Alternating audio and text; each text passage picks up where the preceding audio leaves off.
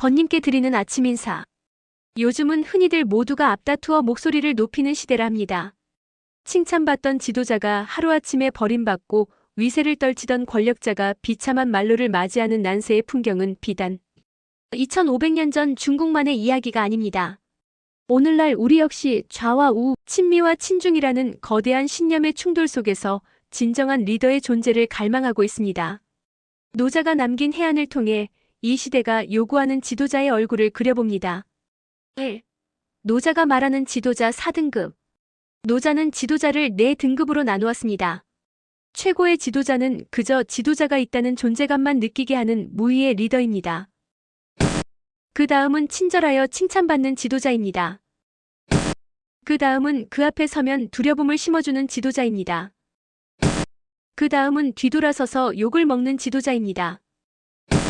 이 각각의 리더의 모습을 좀 더 자세히 들여다보면 다음과 같습니다. 1. 가장 높은 단계는 유지의 리더입니다. 텅 빈 중심의 리더십 태상. 최고의 리더는 부하들이 지도자가 있다는 정도만 느끼게 하는 리더라는 것입니다. 리더가 있지만 그의 무게를 못 느끼는 상태를 말합니다. 노자는 위대한 리더는 그 존재만 느껴질 뿐이라고 했습니다. 그 밑에 단계는 예지의 리더입니다. 부하들이 늘 칭찬하는 리더입니다.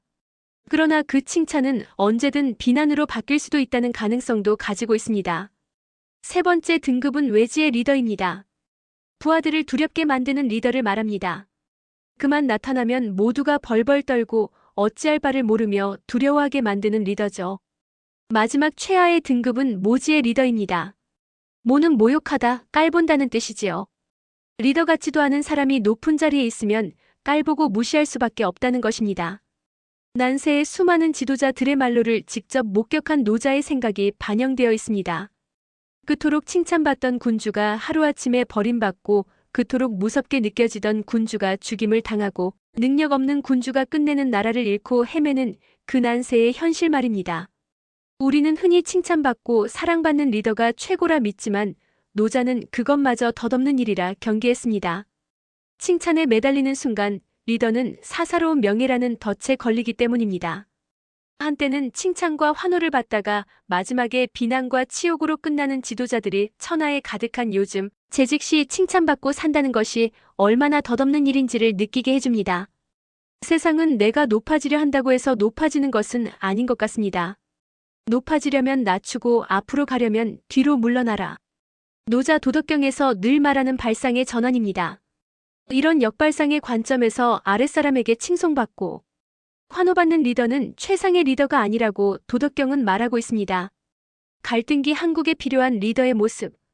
현재 한국은 리더의 자아이고와 언어가 너무 비대해져서 갈등의 중심이 되고 있습니다. 노자가 말하는 태상의 리더가 앞에 나서서 특정 국가를 찬양하거나 비난하지 않고 조용히 국익만 챙기는 단계가 이상이긴 합니다. 스스로 정답을 내리지 않고 양측의 주장이 국가라는 큰 그릇 안에서 소화되게 만드는 시스템적 중재자입니다.